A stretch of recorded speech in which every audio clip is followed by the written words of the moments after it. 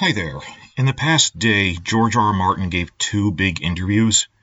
Well, one big 2-hour podcast interview, and then he made a really long blog post about the Winds of Winter and the differences between the future books and TV series.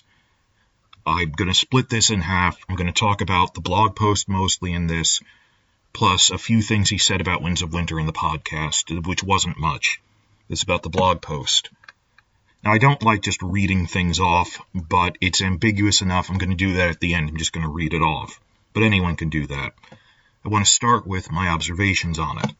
That he was just saying, it was a long thing about how you can tell he doesn't want to directly confront that Benioff and Weiss changed so many things. Things we know, like the Sansa rape and TV Dorn. Did everyone just forget that they were the controversy in season 5 that they were going wildly off book long before they ran out of books? People just want to forget that. He's been polite so far, saying that, well, they're broadly similar or they're generally the same story. What I've seen a lot of different people saying now, like In Deep Geek was saying this over Twitter and a couple of other people, that this seems to be a tone shift, that he's now saying there are some similarities, but a lot of differences. That it's subtle. You have to actually, that's what I'm going to read off the whole thing. It's subtle of what he's saying. And it's nothing he hasn't quite said before, but it was very detailed. And a good summary of his position that it looks like he's feeling good about Winds of Winter. Now, I say there isn't as much to talk about because I've been covering every single blog post he made about his progress, how he was working on Cersei stuff, then a Jaime Brienne thing, and now he's working on a Tyrion chapter. That's the one thing from the podcast. He said he's still working on that because it was like still the same 2 weeks. He said it's the second to last Tyrion chapter in the Winds of Winter. That could mean anything. He said, yeah, there's the current one and one more one, and then I'm done with the Tyrion chapters. But he said, keep in mind, I write out of order. You know, like sometimes if he's on a roll with Cersei stuff, he'll write 3 Cersei chapters in a row. He's not writing them chronologically. There's an outline he's filling in. So I get that. And just, oh, good, the Tyrion stuff is just generically, he sounds like he's making good progress on this. And he said there's a lot of Tyrion chapters in the next book. Also, some discussion in this podcast about will he need to split book 6 into 2 books? And, you know, the difference is academic, but when people go, we're waiting so long for this book, it's like the size of 2 books.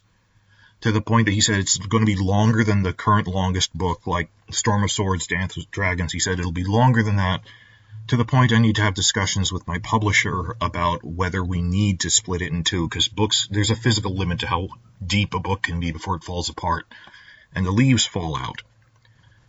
So he's not sure, because in Europe frequently Storm of Swords and Dance with Dragons were cut in half anyway by the local translation publishers. And he's not sure of that, but he said, I wrote it as one big thing. And the comparison he used was technically books 4 and 5, A Feast for Crows and A Dance with Dragons, were conceptually one big book, as we all know, the feast dance thing. And it was so long that eventually a friend said, why don't you just split it geographically? Because the stuff in different regions doesn't overlap that much, that book 4 is everything in the 7 kingdoms. Book 5 is everything outside of the 7 kingdoms, so Jon Snow at the Wall, Tyrion and Arya in the Free Cities, everything going on with Daenerys and Meereen. That was one book, conceptually. And we've done fan intercuts like the Feast Dance thing, he talked about that in the podcast. So he said, this is like the size of, I almost get the feeling that it's almost like if he took the shortest, it's the size of 2 of the shortest books in the series. It is the longest book in the series. There's debate about whether to split it in 2, even though it's conceptually one thing. I brought this up before, but it was nice to hear Martin himself say it. Maybe there'll be a slipcase. You know how you can like walk into a bookstore and buy the entire Harry Potter series in a slipcase, but there's individual volumes within it, that it's purely a physical distinction. Or the Lord of the Rings trilogy was meant to be one big book. As we all know, the publishers split it up due to a paper shortage. And these days you can buy The Lord of the Rings as either a giant, deep, one-volume book for the whole trilogy or a box set that still divides it up. He said maybe they'll make it a slipcase that says The Winds of Winter on it, and it'll just be Volume 1 and Volume 2 inside. I don't think he's going to release Volume 1 before Volume 2 separately. But the comparison was to Feast and Dance. That, well, if he did put out Volume 1, it wouldn't have an ending. It would stop abruptly, and you go, I'm still working on the other ones. And also because he works out of order, like maybe he's finished all the Tyrion chapters, but the Arya chapters he was putting off for last, and he didn't even finish the first one for some reason. He has, and I'm just using it as an example. So, while we did have to wait a really long time, this is the equivalent of 2 books. This is going to be a lot of information, and it'll fuel all sorts of fan discussion. This will be a nuke going off, because when was the last time we had a book, Season 2, they hadn't diverged too much yet. Everyone comparing just how different it is. So he just said, I'm closing in on the Tyrion stuff, but that's no measure of how done it is. Another thing he said, by the way, was talking about how the muse strikes him, or the muse of inspiration. He said, just the other day, an idea hit me for how I should change how a character dies in A Dream of Spring. And it's a really better version. He didn't say which character. He chose his words very carefully in this interview. He didn't say which character or what scale. Like, it might not be a POV. It might be like the Kettleblack brothers or something. You know, like a third-tier minor person we're talking, or Lothar Brune or something. You know, one of the background side characters in King's Landing or something. Just, oh, I got a really good idea for how a character will finally die in the final book. It doesn't matter the scale. It might be a small-scale character, but it's, yeah, he does have plans for the final book, and he's actively looking ahead to that. I mean, there's still work to be done, but just, I've said this in other videos, that work is proceeding well, he's not hitting another writer's block, and he's chugging along. He's made pretty good progress. I think the earliest we might see this now is Christmas 2023 is a possibility. Anything earlier than that, no, but that's not like, oh, it'll never happen. Like, big if nothing happens, he might get it done that quick, because it's moving well, because he was locked in a cabin for 2 years during the pandemic to actually get a lot of writing done. Talked about this in other videos, but the podcast was the Tyrion thing, acknowledging, I've said this for a while, and it's nice to hear him say, maybe we'll have a slipcase that just has 2 bound volumes in it, released simultaneously, because Europe already does that for the bigger ones anyway. We don't know. In the blog post, which I'm just going to read off at the end for the sake of reading it off, because a lot of this is the subtlety of the way he worded it. Just remarking on, well, obviously it'll be different for characters they cut entirely, who I care about. It's that whole thing of people go, well, Benioff is a trusted Hollywood writer. Oh, you thought that before Season 8, did you? Because we were shouting since Season 5. You know, they lied to us. If you actually look at his interviews, he doesn't know how screenwriting works. The blind faith people had, talk about this in the comments. I'm serious. That mentality that if they cut that character, they must not have been important. Like POV narrators, like Ariane Martel. Well, I guess that must not be an important storyline. And no, they all overlap.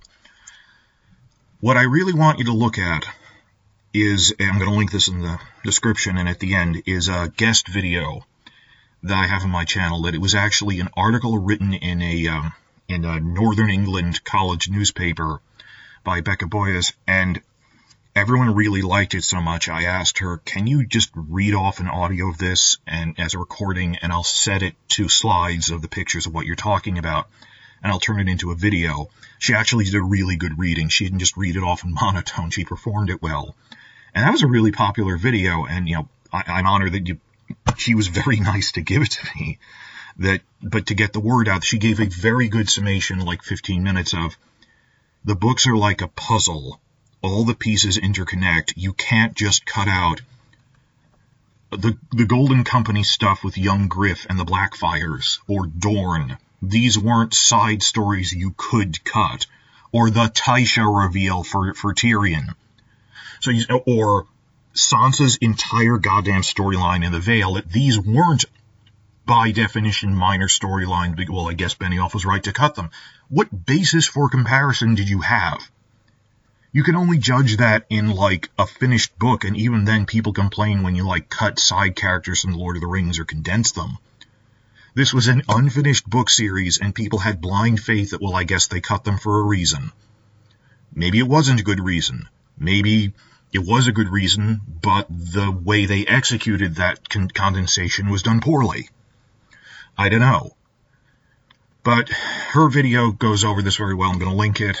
That started out as an article of, even before season 8 aired, even if it wasn't, good, or questions it was it good or not, it was already drastically different from the books. And again, I feel like grabbing and shaking and shouting at someone. Sansa's story is so different with a goddamned rape storyline that it can't just be, oh, that's a side story, but then it'll go back on track to the main thing. I have a mental picture of, like, Loki, the Loki time travel, the alternate universe Loki thing for Disney Plus, where they have the chart showing how timelines go to red line, but then you can curve them back to what was the intended sacred timeline. The Sansa rape thing, or what they did to Dorne, won't somehow curve back to be generally similar. It is drastically different. But you all have heard this before. The big thing I want you to focus on more than anything else. I'm looking ahead to the discussions people will have when this book actually comes out. We might not get the final book. It doesn't need to. I said just the next book to see how much they diverged. There are people who will argue, no matter how ridiculous it is, that a drastically divergent storyline is essentially similar, and Benioff and Weiss weren't lying to us. Which is sour grapes, which is denial. This is what cults do, where they just move the goalposts, move their talking points. You've seen this in cults of personality and politics, all stuff. They will never acknowledge that they betrayed Martin and that this wasn't necessary. They did it to show off the actors, or as thankfully more people are saying these days, they didn't want to go 10 seasons. They wanted to rush out to do a movie career.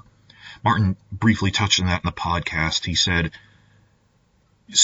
and we've heard this from other sources, that season 7 and 8 were basically one season split in half and released across 2 bursts. But there was this whole thing in 2016 where they went into the HBO offices and said, we only want to do one more truncated season, and then we're going to do a movie finale. And we intentionally waited until after season 6, this deep into the show. We've been planning this since season 3, and we intentionally waited until it would be difficult for you to tell us no.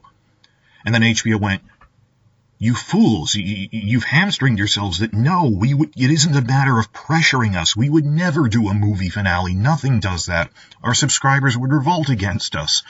So all that happened by waiting to, he thought, increase his bargaining position was that they had to quickly rush to get season 7 and 8 as this combined thing.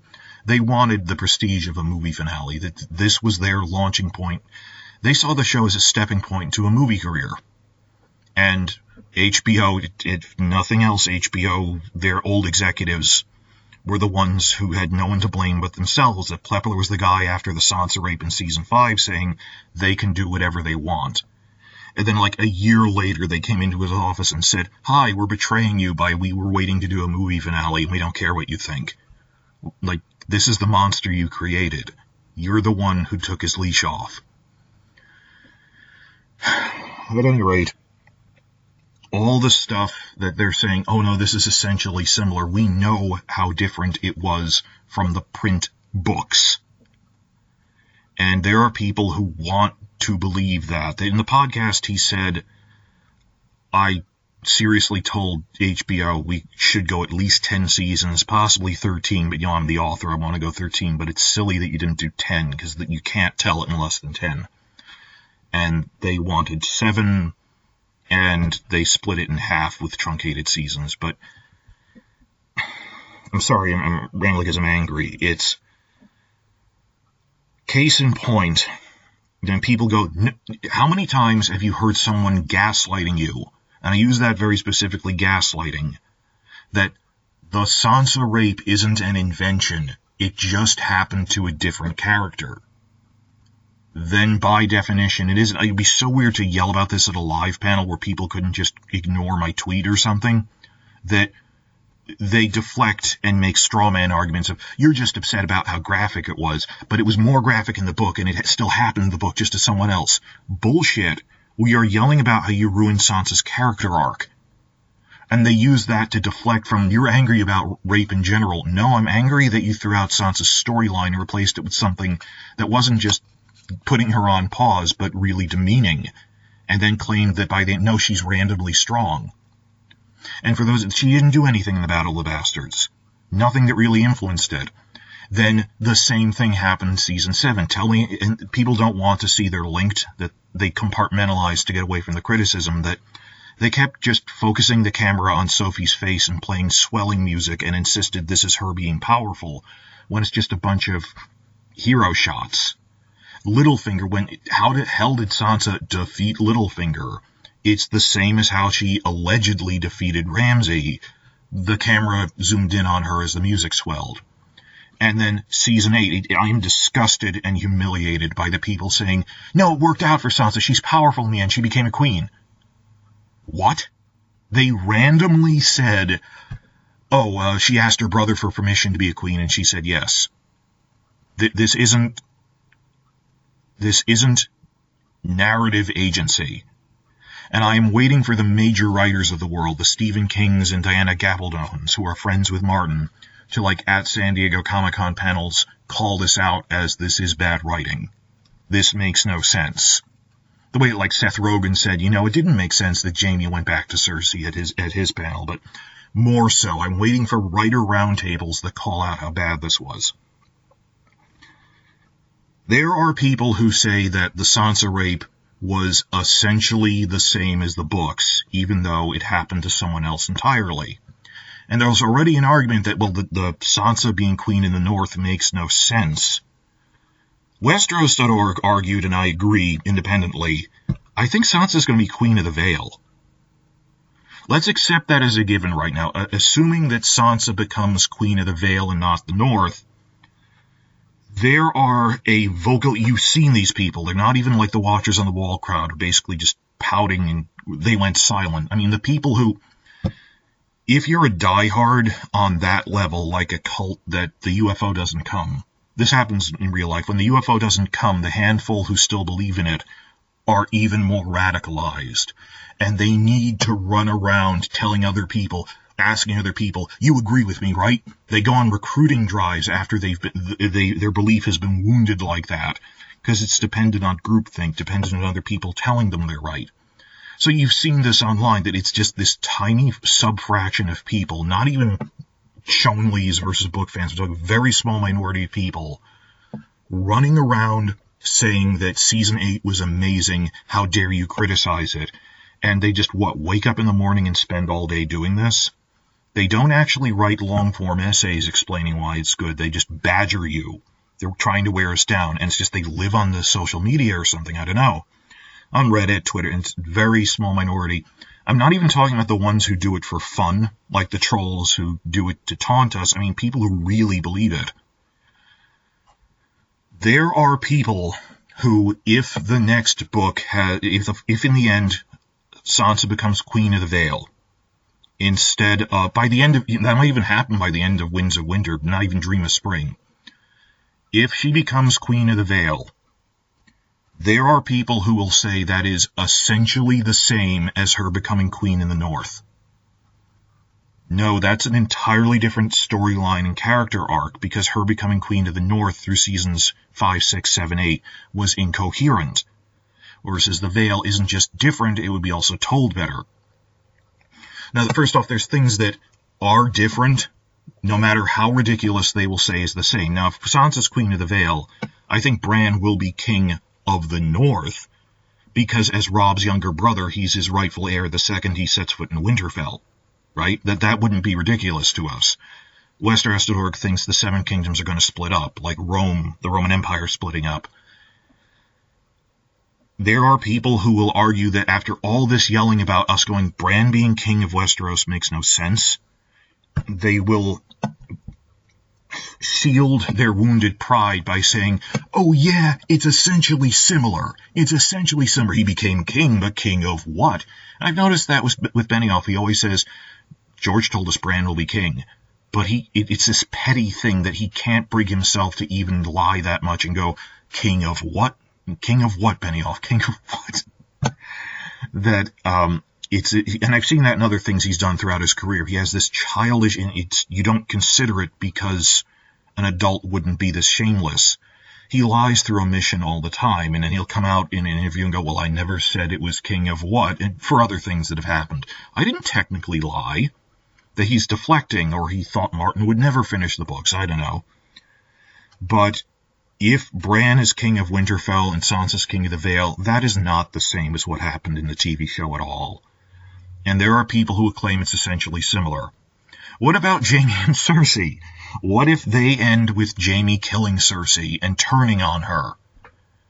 There are, it's a narrower group of people, but there's always at least one person who will somehow argue, but they'll be vocal and running because they need to. They're that far gone off the deep end that if in the final books Jaime kills Cersei and turns on her finally, as he kind of already did turn on her by the end of the last one, there are people who will argue this is essentially similar against all logic, because it's not based on fact, it's an argument based on belief. Benioff works the way con men do, where it's not based on intelligence, it's based on emotional manipulation, which unfortunately means even intelligent people can fall for it, because it's not about citing facts and counter-arguments, it's what do you want to believe. People want to believe in him, because we made the biggest show in history. Don't you want to vicariously be part of it by latching onto it, by praising us? So, I'm not even worried about will it be different. It's how much will it be different that people can say this is not similar to what Martin did. And they will be badgering us with that of, it's essentially similar. The big thing in this, apart from all of that, is that Martin was saying that he gave his usual speech, and he said, I've said this many times, as a writer, my style is I'm a gardener, not an architect, that the story grows as I write it, and I change things. Simply due to the fact that he's still been writing all this time, he's changed his mind on a lot of things. So even if what we got in the TV show was entirely faithful, the books would be different, and he is acknowledging that up front in here. That's the polite way of putting it. And I hope his will be better, because it's not something people rushed out before making Star Wars movies. That's the first question of how much changed since then. The larger question that we'll leave you with is, what exactly did Martin tell them when he had his big sit-down meeting telling them the outline of future books? They referred to this. It is a specific meeting they had in Christmas of 2012. Benioff and Weiss love to lie through omission and tweak things like a little child, the naughty kid in school. I'm not technically lying. They always say, since season 3, that they always say they knew since then. No, it wasn't the break between writing on seasons 3 and 4. It was the break between writing on seasons 2 and 3. That they go by the airing date. It was between the airing of those 2 seasons, but they had already written season 3. Which is why the Night King, which is apparently an invented character, first shows up in season 4. He told them everything, Christmas 2012, the break between writing seasons 3 and 4. And they always go, after season... No, it wasn't... Season 3 was already in the can. We know of this meeting. They said it's where we were told the 3 big oh shit moments that were Stannis burning Shireen, which I'm still convinced the context will be entirely different. Hodor reveal. And the third thing, which is probably something to do with Daenerys. But again, they change things drastically, or how similar is similar? That first off, there's people who will argue, well, she's Sansa's queen, but of what? What about Stannis burns Shireen, or maybe Melisandre burns Shireen, but the context is radically different enough that, no, it isn't even, stop assuming good faith. They weren't trying to adapt that. They wanted an oh shit thing where the actors are they say this, the actors are making these performances, these faces. Maybe Melisandre burns her without Stannis. Maybe the plot mechanics are absurd in the TV version of why are you burning her now when it would have made more sense at a different point. Maybe the context of what happens is drastically different because the way we saw on TV was unintelligible. Not just the Shireen example, but all the other things. Why is this happening? Things as obvious as why would the Night's Watch stab Jon for letting the wildlings through the wall after they already did it? Because, well, in the books, he's actually trying to fight the Boltons and they stab him. That makes sense.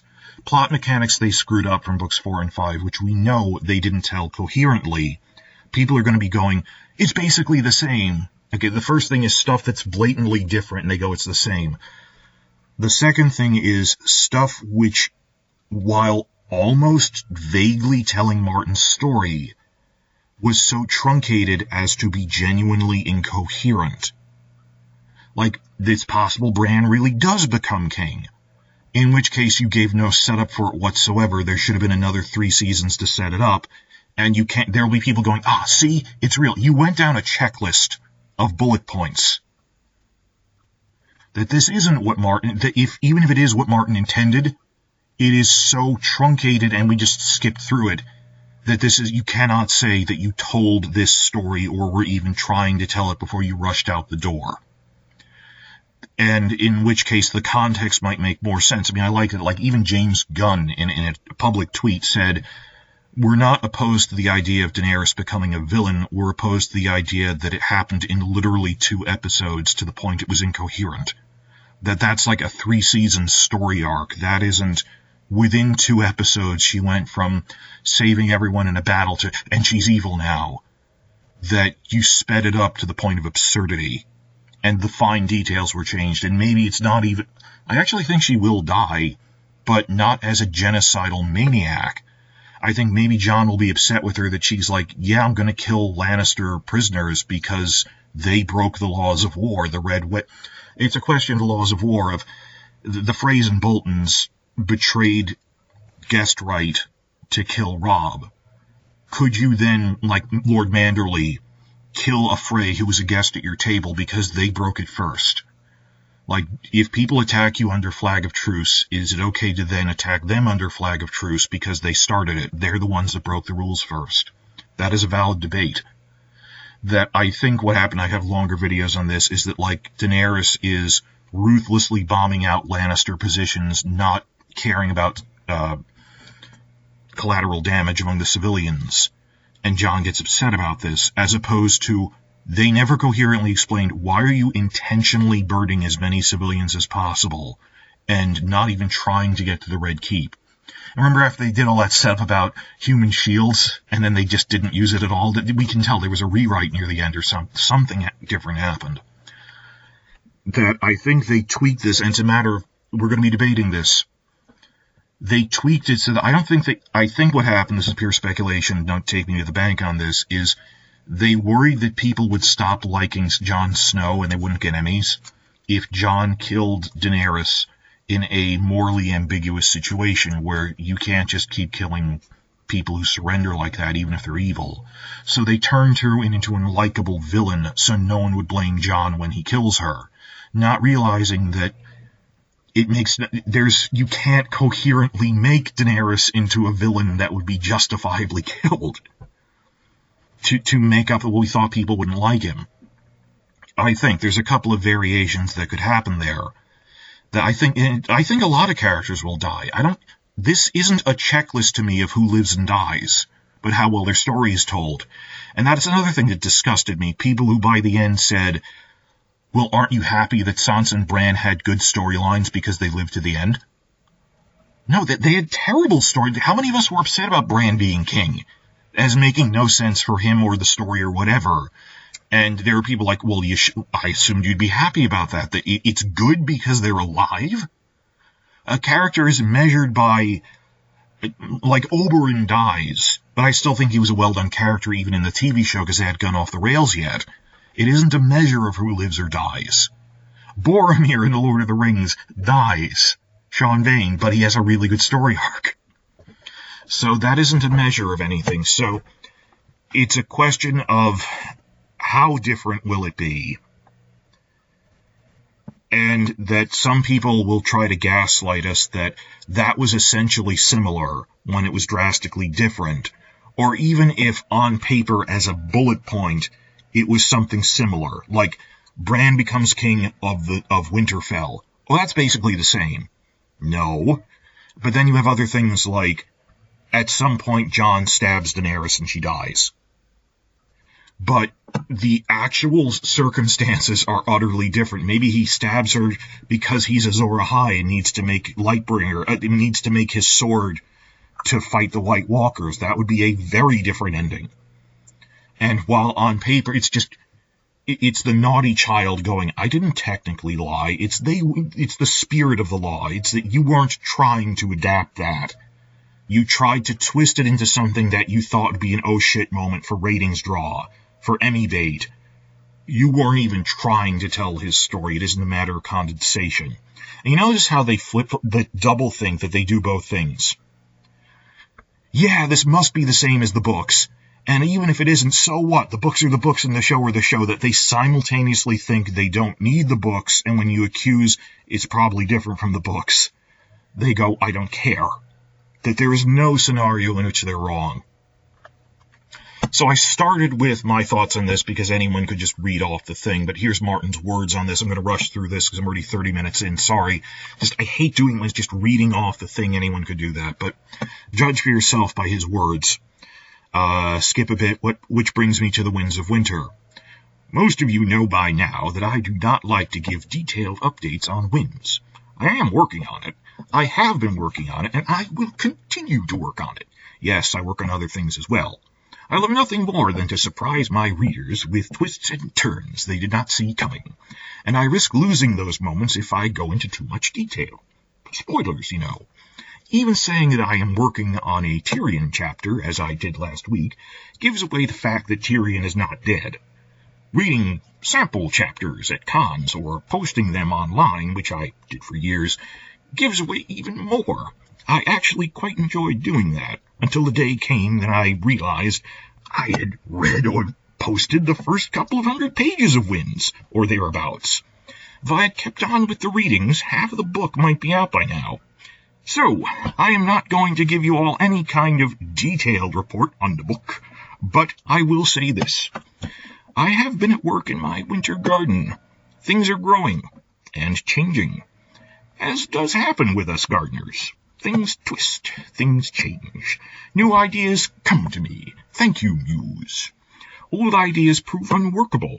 I write, I rewrite, I restructure. I rip everything apart and rewrite again.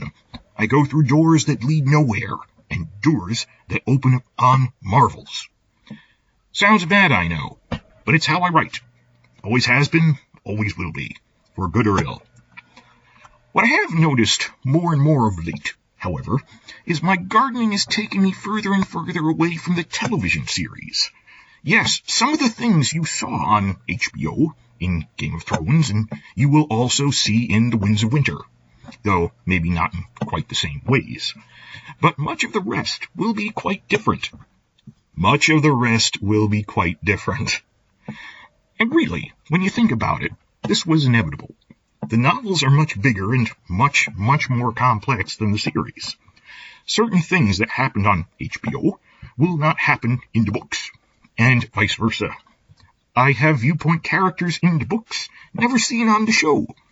Victorine Greyjoy, Arianne Martell, Areo Hota, John Connington, Aaron Damphair. They will all have chapters, and the things they do and say will impact the story and the major characters who were on the show. I have legions of secondary characters, not POVs, but nonetheless important to the plot, who always figure in the story. Lady Stoneheart, Young Griff, the Tattered Prince, Penny, Brown Ben Plum, the Shave Pate, Marwyn the Mage, Darkstar, he is of the night, Jane Westerling. Some characters you saw in the show are quite different than the versions in the novels. Yara Greyjoy is not Asha Greyjoy, and HBO's Euron Greyjoy is way, way, way, way different from mine. He used 4 ways. Way, way, way, way different. Yeah. Quaithe still has a part to play. Remember when they cut out Quaithe and let's just forget about that. So does Rickon Stark. And poor Jane Poole. And well, the list is long. And all of this is part of why Winds is taking so long. This is hard, guys.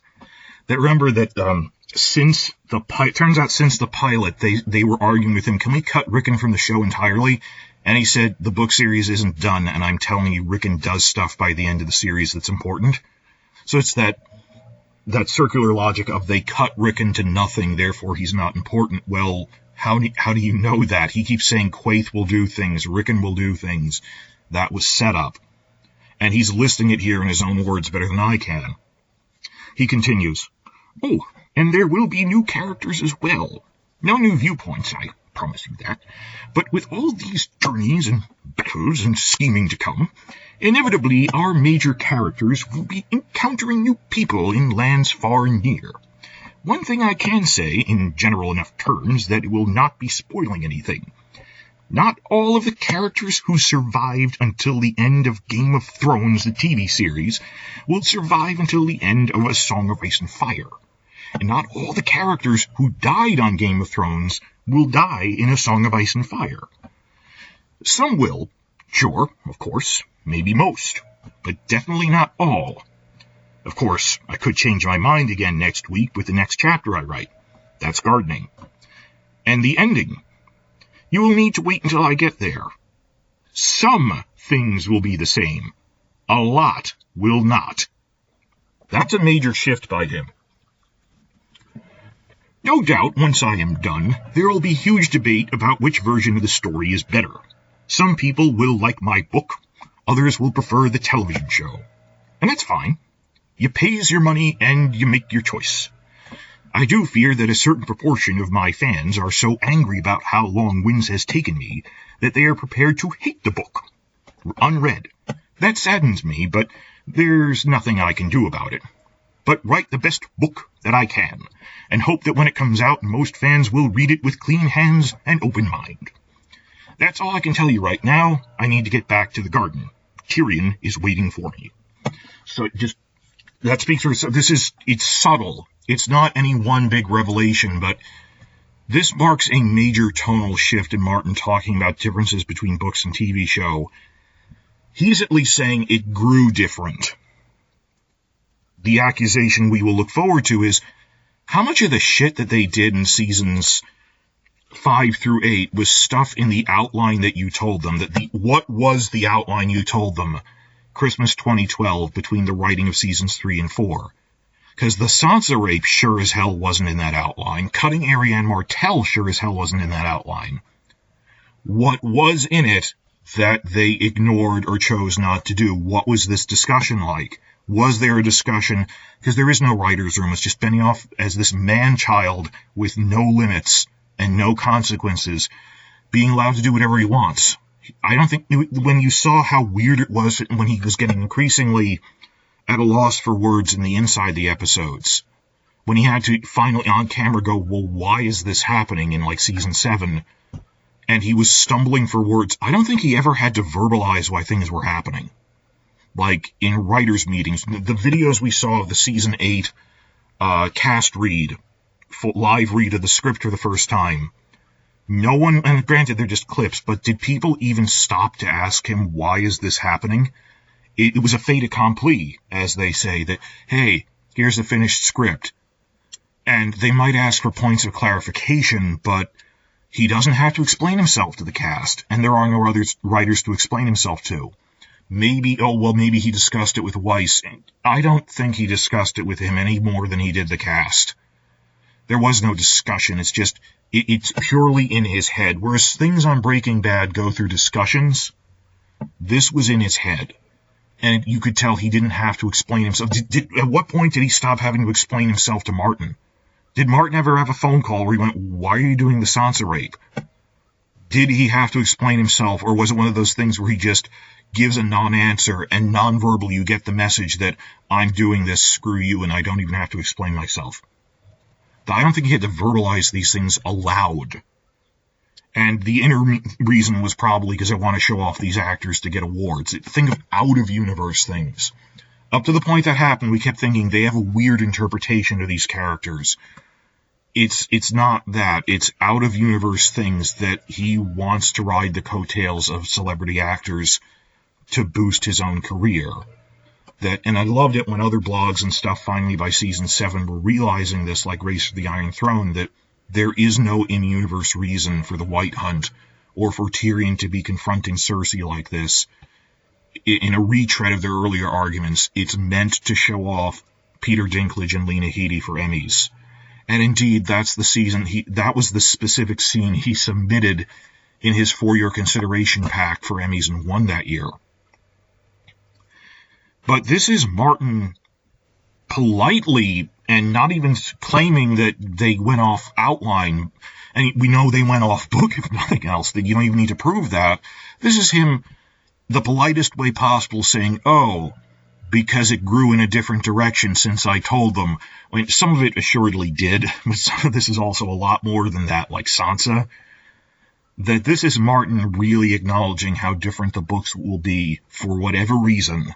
They are going to be, he's no longer saying they're similar. He's saying a couple of points will be the same, but a lot will not. He's, quote, some things will be the same, a lot will not. So, I'm already 40 minutes into this, sorry, but tell me your thoughts in the comments. I'm going to read all of them. I like to hear what everyone else says to try to get dialectic going about what is going on here. What are your thoughts on when something is utterly different, like what if Bran isn't king of Westeros, but of Winterfell? Sansa isn't queen of the North, but of the Vale. Or something like Stannis does burn Shireen, but in an entirely different context. Or Jon stabs Daenerys to make his sword to kill the White Walkers like Azor Ahai, that it's an utterly different context, and they just cherry-picked a few elements out of context. It isn't really the same. That I'm looking ahead to the future battles, the future wars we're going to have when this thing comes out, that people will be trying to gaslight us that it's essentially the same, even when it's drastically different. So look forward to your comments, and please watch Becca's guest video saying this very well, that before a frame of Season 8 even aired, it was already so different from the books, from Tyrion's storyline, from Sansa's storyline, that it wasn't going to be the same. That it's already drastically different. And I think really it's just that good old denials. People were so invested in this. It's weird to think back to the mentality people had like 2018. This has to be great. People were suggesting maybe it won't be the greatest season ever. They said it has to be great because we've invested so much time and energy in this show. They will not fail. It has to be similar to the show. It wasn't based on logic. It was based on the emotion of they wanted this to be the ending. They convinced themselves Martin wouldn't live to release another book, much less the last book. They didn't think Winds of Winter would ever come out. There was a real thing of mocking Martin and going, this is the only ending we're ever going to get.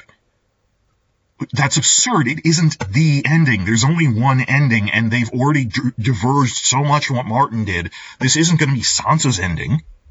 Book Sansa's ending. It'll be to whatever they made up in the show. You wanted an ending for Dorne. We've already passed that point. Or Tyrion. Well, they took out the Tysha reveal and they took out Penny. What else is there? Well, it's an ending for Tyrion. It's something someone scrolled on a bathroom wall. It isn't very good. And I hope that this is, and I will, on a scale of years, bring this up to humiliate the people who claim and shame forever.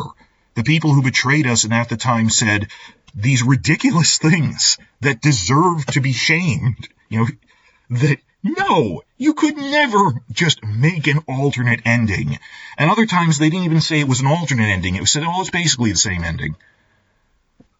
I am just as mad as I ever was. The book fans who were sitting on the sidelines gaping at everyone after they diverged so much in Season 5, abandoning the fourth and fifth novels. And not just Sansa and Dorne, Stannis, all the Stannis shit, and the Jon Snow incomprehensible stuff as the plot just moved where they needed him to go. And then saying, oh, well, they must still be following the books when they abandoned the print ones. I will never forget that. I will never forgive that. And eventually there will be accountability. That this was just this cult mentality and hype mentality which was allowed to go unchecked for so long. Welcome back to a world with rules. There will be a giant comparison of this when Martin puts the books out. So please give me your comments and watch her video.